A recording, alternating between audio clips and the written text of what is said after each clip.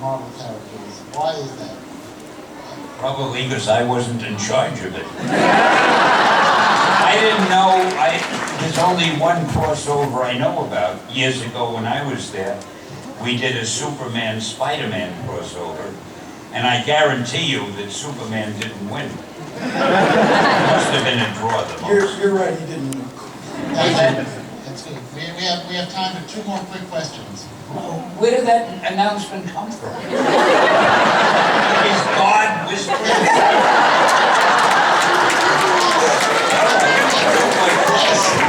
That's like the scariest thing God says to me. Yes, who's next?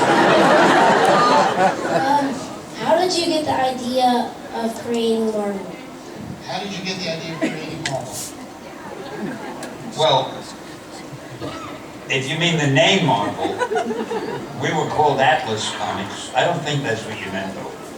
And when I did the Fantastic Four and the book started selling well and everything, I figured we ought to change the name of the company, get something better than Atlas. I love advertising.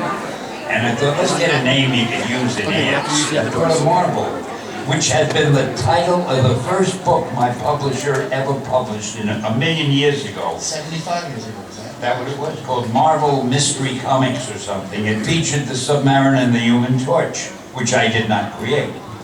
So I said, let's call it Marvel, because then I could use expressions like, make mine Marvel, and welcome to the Marvel Age of Comics. I mean, I love phrases like that. Now, I'll tell you a funny thing about that. When we changed our name to Marvel, DC was called National Comics. So they must have felt, hey, if they're changing their name, let's change our name. Now, National is a perfectly solid, good, respectable name. They actually paid somebody to do research and find a good name for them, and that somebody came up with DC. So we were, welcome to the Marvel Age of Comics, and they were, read DC. I don't know, there were no competition. They're friends of mine. Once I have time, one more question. So who's next? Hi, my name's Dakota, and it's just an honor to be here with you. And I've been wondering, where did you come up with the idea for Spider-Man? His name is Dakota. It's an honor to be here. And he wants to know, where did you come up with the idea for Spider-Man? Well, I told this story so often, for all I know, it might even be true.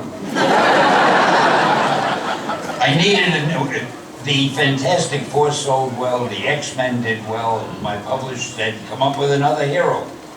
I wanted to keep my job. So I started thinking, and I saw a fly crawling on the wall. And I thought, boy, wouldn't it be cool if a superhero could stick to walls like an insect?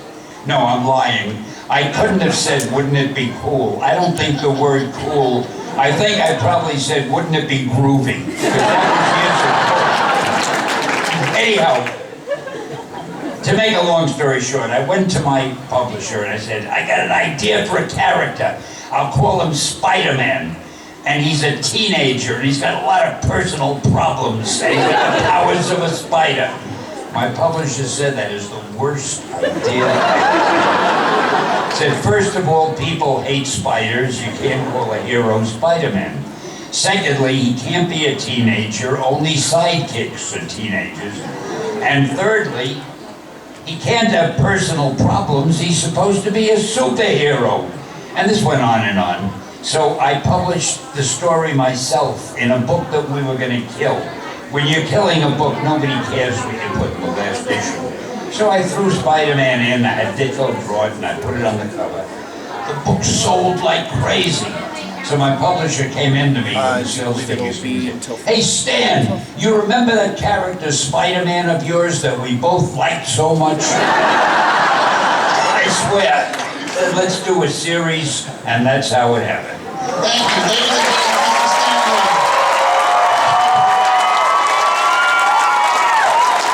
I don't want to go, he's forcing me.